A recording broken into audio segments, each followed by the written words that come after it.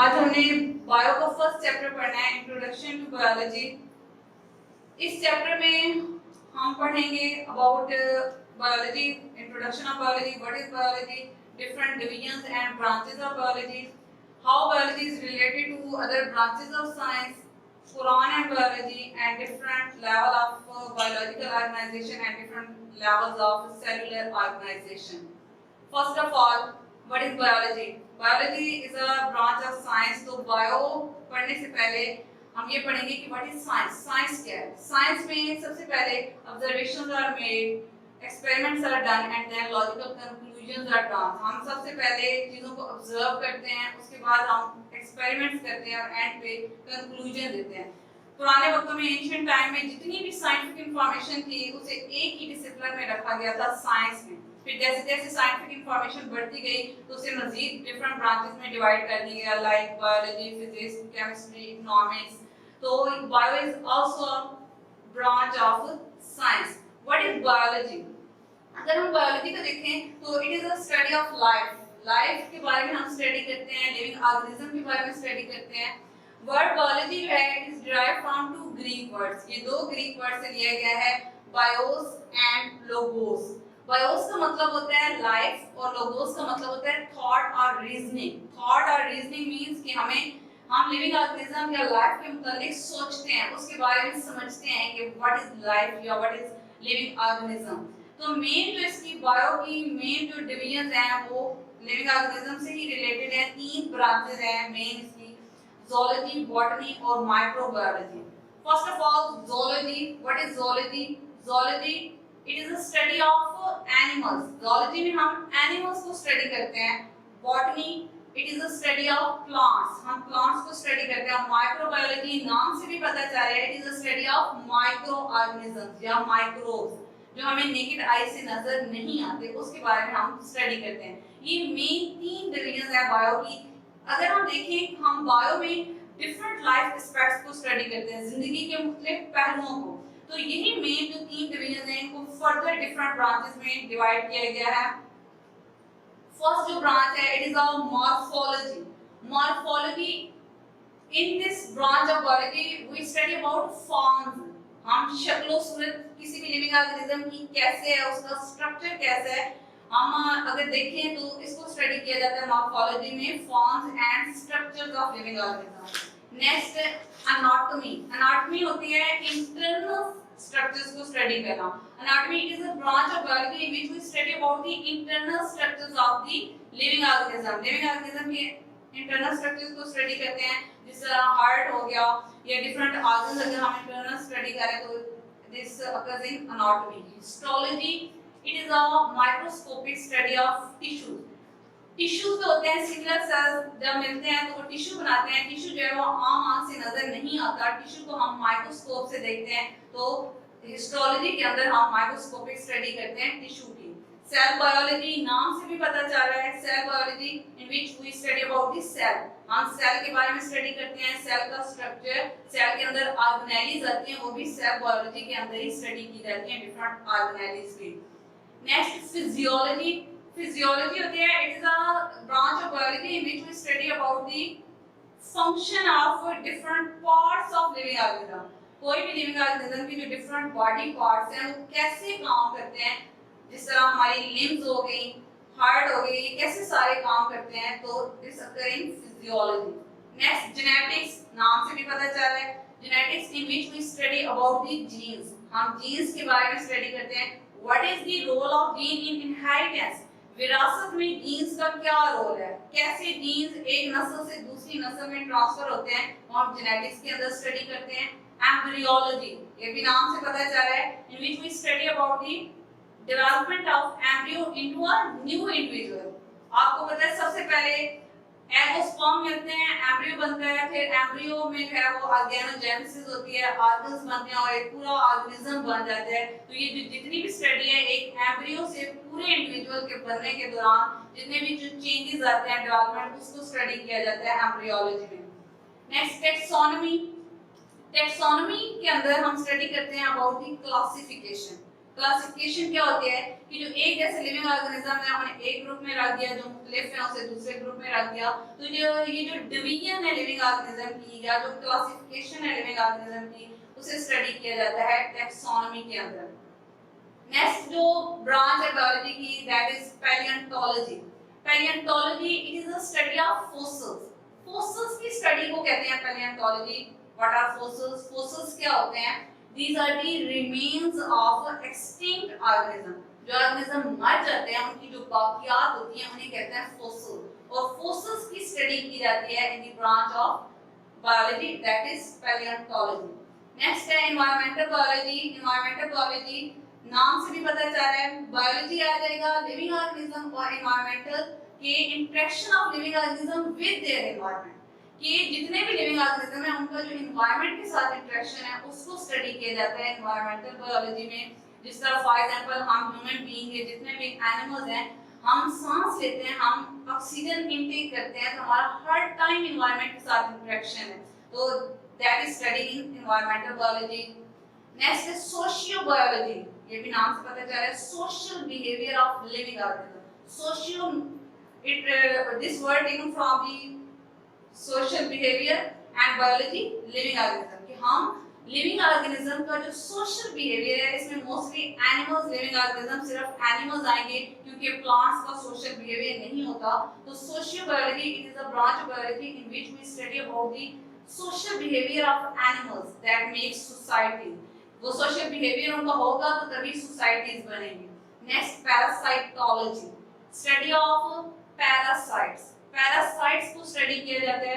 Parasites क्या होते हैं? ये वो लिविंग ऑर्गेनिजम्स होते हैं जो कि बड़े लिविंग ऑर्गेनिज्म से जो है वो अपने होस्ट से फूड लेते हैं और इन रिटर्न हार्म देते हैं और बदले में उन्हें नुकसान पहुंचाते हैं, लाइक लाइसिस। ये जो लाइसिस होती है, ये जोंक जो है, ये पैरासाइट्स हैं और पैरासाइट्स की स्टडी को कहते हैं पैरासाइटोलॉजी। Next biotechnology. बायोटेक्नोलॉजी क्या होती है कि बायो की वो ब्रांच है जिनमें हम प्रैक्टिकली लिविंग ऑर्गेनिज्म को इस्तेमाल करते हैं, लैब के अंदर लिविंग ऑर्गेनिज्म को इस्तेमाल किया जाता है और उनसे प्रोडक्ट तैयार की जाती हैं that is used for the welfare of Mankind, जो कि इंसानों के फायदे के लिए यूज की जाती हैं। फॉर एग्जांपल इंसुलिन है, इंसुलिन जो है वो ये प्रोडक्ट है, तैयार की जाती है बैक्टीरिया से। बैक्टीरिया लिविंग ऑर्गेनिज्म हो गया, उसे लैब के अंदर प्रैक्टिकली इस्तेमाल किया जाता है और उससे जो है वो फिर इंसुलिन प्रोडक्ट यूज बनाई जाती है that is used for the welfare of Mankind. Next immunology. in this we study in this branch of biology we study about the immune function of a living organism that defend our body against different diseases। immunology जितना हम immune system को study करते हैं, जो कि immune system होता है हमारा कुव्वत मुदाफ़ियत का जो निज़ाम होता है, जो हमें बीमारियों के खिलाफ लड़ने में हेल्प करता है, तो उसके लिए उसकी स्टडी को कहते हैं immunology। Next entomology, it is a branch of biology in which we study about insects। हम इस ब्रांच के अंदर इंसेक्ट्स को स्टडी करते हैं। नेक्स्ट फार्माकोलॉजी, इट इज अ ये फार्मेसी से ही लिया गया है, लेकिन फार्मेसी में it is a profession, while pharmacology it is a branch of biology in which we study about the drugs and their effect on our body. Pharmacology में हम drugs को स्टडी करते हैं और ड्रग्स का बॉडी के ऊपर क्या इफेक्ट है उसको स्टडी किया जाता है। All these are the branches of biology, ये बायो की ब्रांचेस थी मेन। नेक्स्ट हम पढ़ेंगे relationship of biology to the other branches of science. मैंने आपको पहले भी बताया कि साइंस की डिफरेंट ब्रांचेस हैं, जिस तरह bio, physics, chemistry, mathematics, economics. तो इस टॉपिक में हमने पढ़ना है कि कैसे बायो साइंस की दूसरी ब्रांचेस के साथ रिलेट करती है।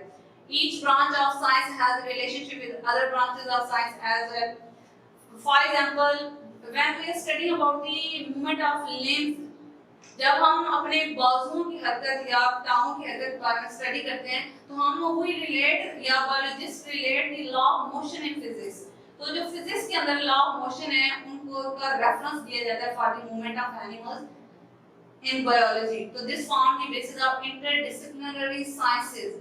ये जो inter relationship of different branches of science है, this is known as interdisciplinary sciences. इसे कहते हैं interdisciplinary sciences, relationship of biology with other branches of science।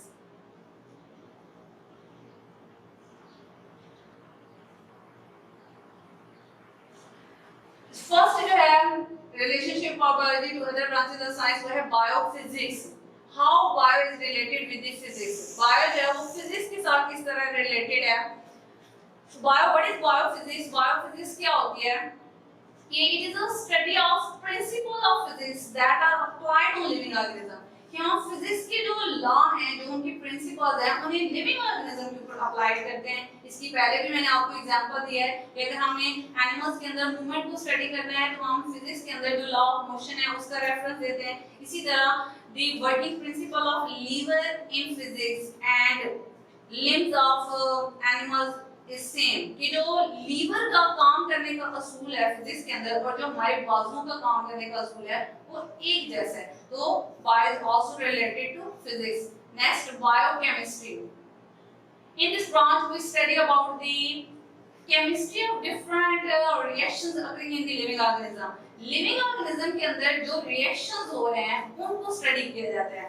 दोनों ब्रांचेस आ जाएंगी, बायो भी और केमिस्ट्री भी। लिविंग ऑर्गेनिज्म बायोलॉजी के अंदर और केमिस्ट्री क्या आ जाएगी कि डिफरेंट जो केमिकल रिएक्शंस हो रहे हैं लिविंग ऑर्गेनिज्म के अंदर उनको स्टडी किया जाता है। फॉर एग्जांपल रेस्पिरेशन का प्रोसेस हो गया या फोटोसिंथेसिस का हो लिविंग ऑर्गेनिज्म के अंदर, ये कि कौन-कौन से केमिकल्स मिलेंगे, क्या बनेगा, वो सारा स्टडी किया जाता है बायोकेमिस्ट्री में।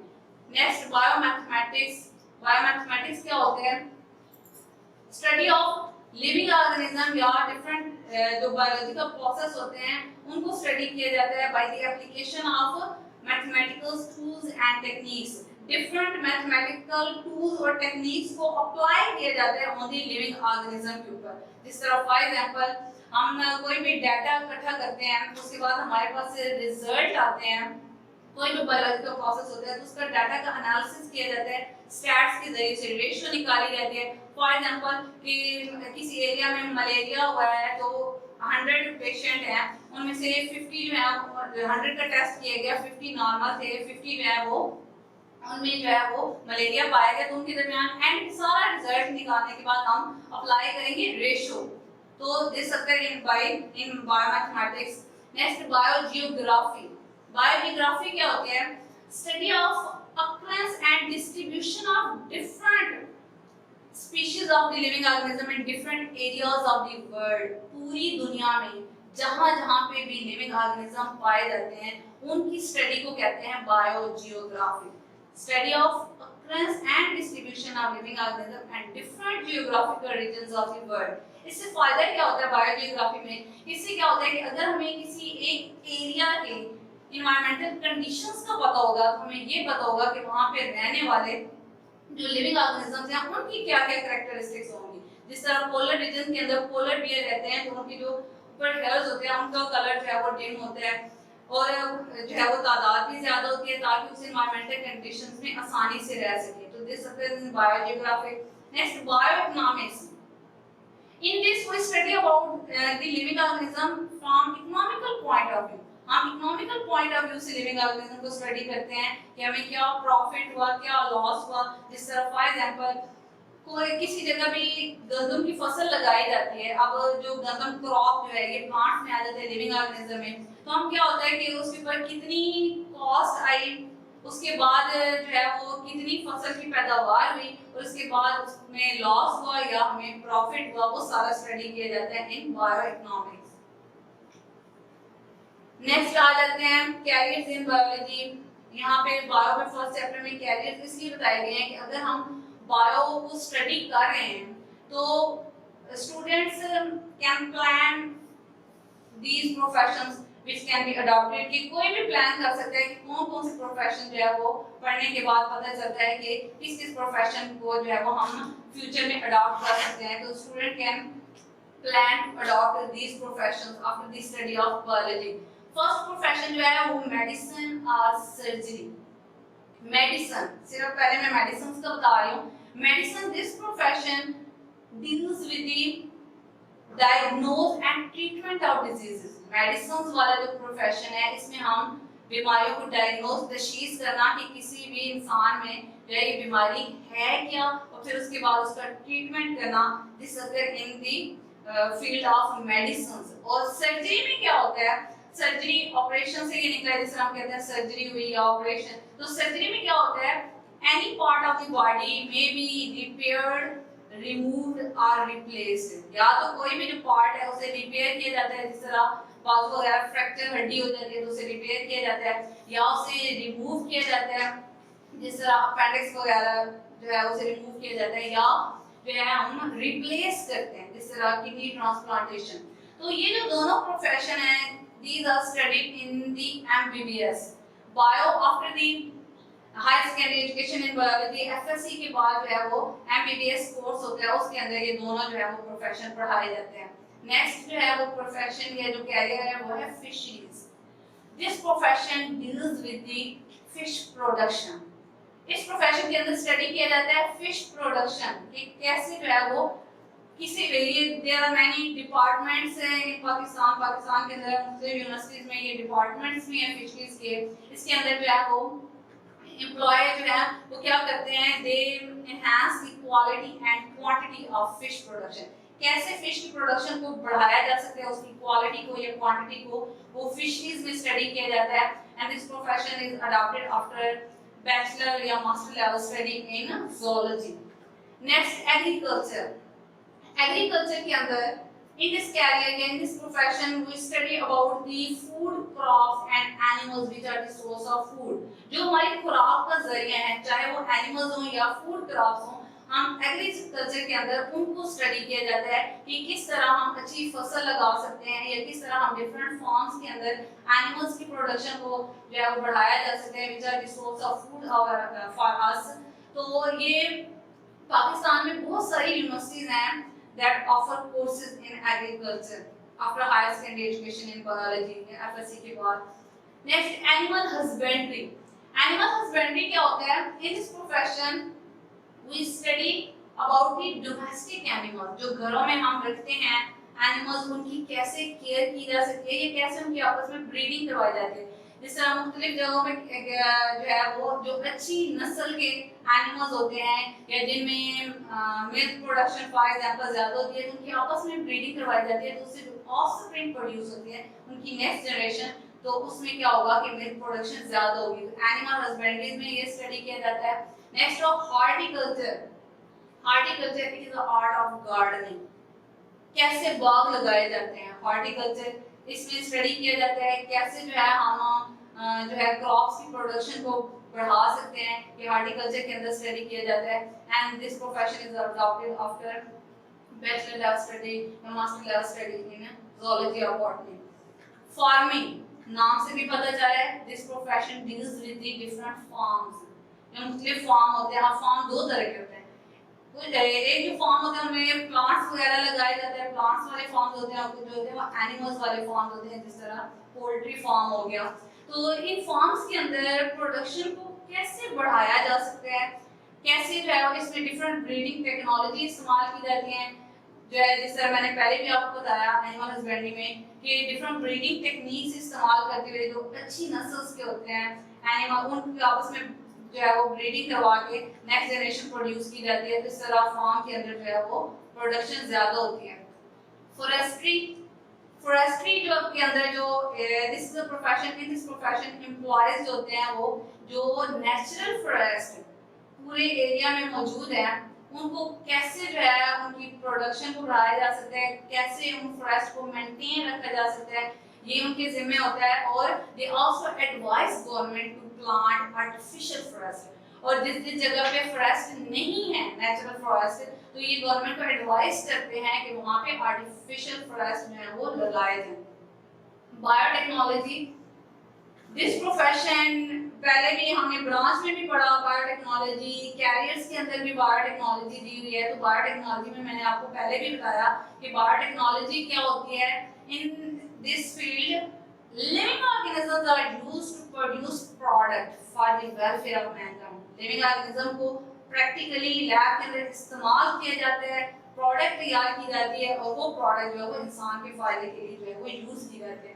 बायोटेक्नोलॉजी, दिस प्रोफेशन, ये लेटेस्ट जो है वो कैरियर है इन बायोलॉजी, सबसे ज्यादा latest biotechnology, and this is adopted after higher secondary education in biology और after master level study in zoology.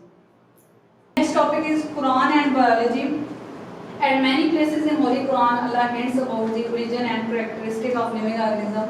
Quran पाक में मुख्तलिफ जगहों पे अल्लाह ताला ने इशारा दिया about the origin and characteristic of living organism की इब्तिदा और उसकी खुसूसियात से मुतल्लिक। और अल्लाह ताला ने इंसान को ये हदायत भी दी हैं कि इन हिंट, इन इशारों के ऊपर गौर व फिक्र करें और जो हिडन एस्पेक्ट्स ऑफ लाइफ हैं या जो पोशीदा राज हैं उनको जाहिर करें। यहाँ पे मुख्तलिफ गाइडलाइंस दी गई हैं, मुख्तलिफ जो है आयात का हवाला दिया गया है। जिस तरह for example Surah Anbiya verse number 30, we made every living thing from water. अगर हम इस आयत को देखें तो इसमें क्या कहा गया है कि we made every living thing from water, हमने हर जानदार चीज़ को पानी से बनाया। इसमें किस चीज़ की तरफ हिंट दिया गया है कि common origin of all living thing, कि जितने भी लिविंग ऑर्गेनिज्म हैं उनकी इब्तिदा किससे हुई? पानी से। Next, he made man from clay like the potter. Quran पाक में ये कहा गया है कि उसने इंसान को मिट्टी से बनाया, जैसे कि पोटर कुम्हार को कहते हैं कि जिस तरह वो मिट्टी के बर्तन बनाता है। तो इन दोनों वर्सेस के बारे में अगर हम गौर फिक्र करें तो इससे हमें किस चीज़ की तरफ इशारा दिया गया है? About the origin of living organism. Next verse है, then fashion we the drop a clot, फिर हमने एक बूंद से जो है वो लोथड़ा बनाया। Then fashion we the clot a little lump, फिर उस खून के लोथड़े से फिर हमने बोटी बनाई। Then fashion we the little lump bones, और फिर उस जो है बोटी उसके से जो है वो हड्डियां बनाई। Then clothed the bones with flesh, और फिर इन हड्डियों के ऊपर गोश्त चढ़ाया।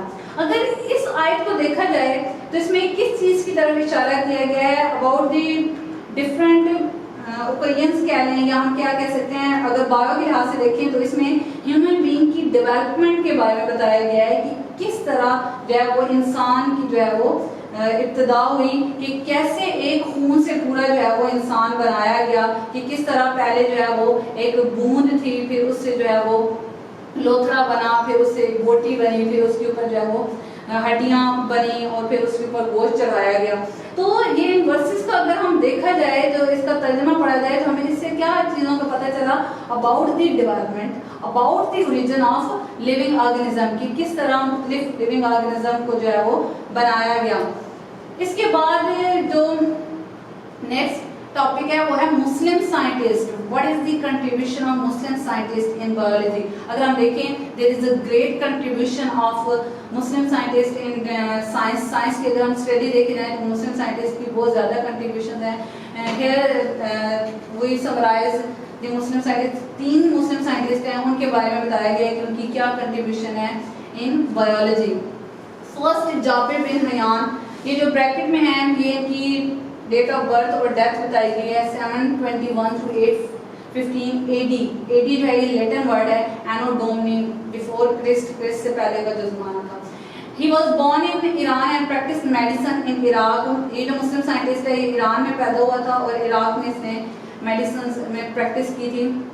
इसने सबसे ज़्यादा जो बुक्स हैं वो प्लांट्स और एनिमल्स पे लिखी। प्लांट के ऊपर जो बुक लिखी गई उसका नाम था अल नबातात, और जो एनिमल्स के ऊपर लिखी गई उसका नाम था अल हैवान। यहाँ पे 2 बुक्स का जो है वो हवाला दिया गया है। नेक्स्ट जो मुस्लिम साइंटिस्ट है वो है अब्दुल मलिक असमी, 740 to 828 AD। He was the first Muslim scientist who studied animals in detail। ये पहला मुस्लिम साइंटिस्ट है जिसने एनिमल्स को सबसे ज़्यादा जो है वो डिटेल में स्टडी किया। इसकी बहुत ज़्यादा बुक्स हैं, इनमें से कुछ जो है वो बुक्स के नेम बताए गए हैं, लाइक अल अबीर, अल खेल, अल वहूश, खलक अल इंसान। ये 4 बुक्स जो हैं वो बुक में बताए गए हैं, उनके नेम बताए गए हैं कि सारी ये एनिमल से रिलेटेड है। जैसे कि अल अबीर जो है ये कैमल से रिलेटेड पूरी एक किताब है, और हॉर्स से रिलेटेड अल खेल। नेक्स्ट जो मुस्लिम साइंटिस्ट है वो है Abu Ali Sina, is also known as Avicenna. He is known as founder of medicine. इसे जो है वो मेडिसिन का बानी कहा जाता है और वेस्ट में ये एविसीना के नाम से जाना जाता है। इसकी भी बहुत सारी बुक्स हैं, उनमें से जो एक इसकी फेमस बुक है वो है अल कानून फी अल तिब। तिब के मेडिसिन से रिलेटेड ये किताब है, and it is known as canon of medicine in the west. Canon कहते हैं जखीरे को, कि ये इस एक किताब के अंदर जो है वो ओवरऑल मेडिसिन के बारे में बहुत ज़्यादा जखीरा है, मेडिसिन से रिलेटेड जो है वो बताया गया है। यहाँ तक आज हमने डिस्कस किया। नेक्स्ट इंशाल्लाह हम पढ़ेंगे about cellular organisation and biological organisation of living organisms.